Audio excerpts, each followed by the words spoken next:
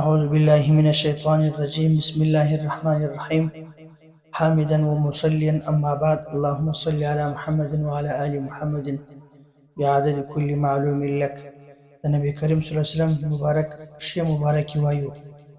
د نبی کریم صلی الله علیه وسلم شی مبارکی پر اندازه برابرې غټې ښایستې پښې وې. په پښه مبارکه کې خالي ځای نه و، بلکې ښایسته ډکه پښه به یې لګوله. د پښو په اخري کې کوچنۍ ګوته یې لږ راپورته وې. د مبارکو پښو په ښایستو ګوتو کې د بټې ګوتې پسې ګوته تر نورو ګوتو لږ اوږده وه، خو بیا هم ښایسته ښکارېدل. په پوره انسانیت کې یې تر ټولو ډېرې ښایستې او ښکلې پښې وې. د پښې په لاندې منځنۍ برخه کې یې تش ځای د غوښې څخه نه ډېر ډک او نه ډېر خالي و. د پښو لوړه او راسته برخه یې په یو حال برابره وه. امام ترمذي رحمت الله علیه مبارک، علامه نبهاني رحمت الله علیه مبارک د هنده بن حارثه رضی الله عنه مبارک څخه روایت نقل کوي چې پیغمبر علیه الصلوة والسلام مبارک پښې مبارکې غټې او ښایستې نرۍ ګوتې وې. شمایل ترمذي جامع الجمرات. امام بخاري رحمت الله علیه مبارک د حضرت انس رضی الله عنه مبارک څخه روایت نقل کوي چې د پیغمبر علیه الصلوة والسلام مبارک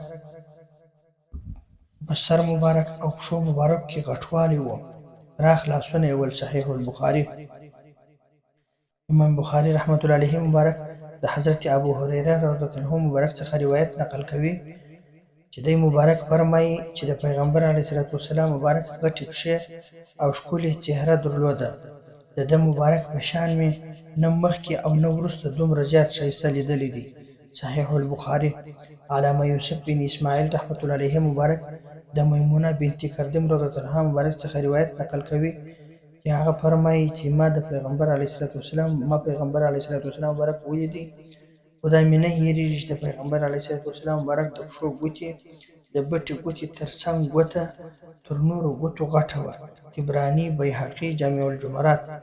علامه یوسف بن اسماعیل رحمت الله علیه مبارک په حواله د ابن سعد رضی الله عنه مبارک د عبدالله بن بریده رضی الله عنه مبارک څخه روایت نقل کوي چې دی مبارک فرمایي چې د پیغمبر علیه الصلوة والسلام مبارک په ټولو انسانانو کې ښایسته پښې وې. جامع الجمرات. علامه ابو عبدالرحمن رحمت الله علیه مبارک فرمایي چې پیغمبر علیه الصلوة والسلام مبارک به پښه مبارکه پوره لګول. د پښو ګوتې به یې ټینګې او مضبوطه وې او د پوندو غوښه یې کمه وه. وصف نبی صلی الله علیه وسلم.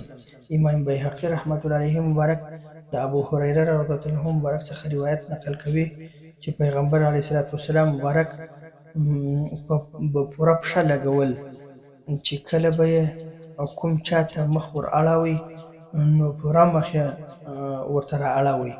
کله چې به یې د یو چا څخه مخ اړوي نو پوره مخ یې ځینې اړوي. دلایل نبوت.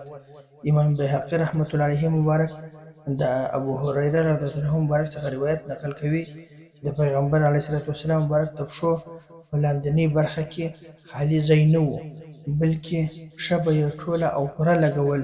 دلایل نبوت. علامه ابو عبدالرحمن رحمت الله علیه مبارک د ابن عربي رحمت الله علیه مبارک روایت نقل کوي چې د پیغمبر علیه الصلوة والسلام مبارک د پښو په لاندې برخه کې لږ خالي ځای و، یعنی نه یو مخ د غوښې څخه ډک و او نه یو مخ خالي و، چې همداسې پښه کې زینت او ښایست وي. که یو مخ خالي وي یا یو مخ ډکه وي هغې ته د تعجب ګوته نیول کېږي. وصف نبی صلی الله علیه وسلم. علامه ابو عبدالرحمن رحمت الله علیه مبارک فرمایي چې د مخکني روایاتو په مابین کې ټکر نشته، ځکه چې په کومو روایاتو کې داسې راغلي چې د پیغمبري پښو په لاندې برخه کې خالي ځای نه و، د هغو مطلب دا دی چې ډېر خالي نه و. په کومو روایاتو کې چې داسې راغلي دي چې د پیغمبري په پښو کې خالي ځای و، د هغو مطلب دی چې لږ خالي ځای پکښې و. وصف نبی صلی الله علیه وسلم. علامه ابو عبدالرحمن رحمت الله علیه مبارک د امام بخاري رحمت الله علیه مبارک د روایت په تشریح کې داسې لیکي چې د پیغمبر علیه الصلوة والسلام مبارک په پښو او لاسو ګوتې اوږدې او مضبوطې وې. وصف نبي صلی الله علیه وسلم. علامه جلال الدین سیوطي رحمة الله علیه مبارک، علامه نبهانی رحمة الله علیه مبارک، علامه بیهقي رحمة الله علیه مبارک د حضرت جابر بن سمرة رضی الله عنه مبارک څخه روایت نقل کوي چې د پیغمبر علیه الصلاة والسلام مبارک د پښو هغه کوچنۍ ګوتې به څرګنده او ښکاره معلومېدې. مسایس الکبرى، جامع الجمرات، دلایل نبوت. وما علینا الا البلاغ.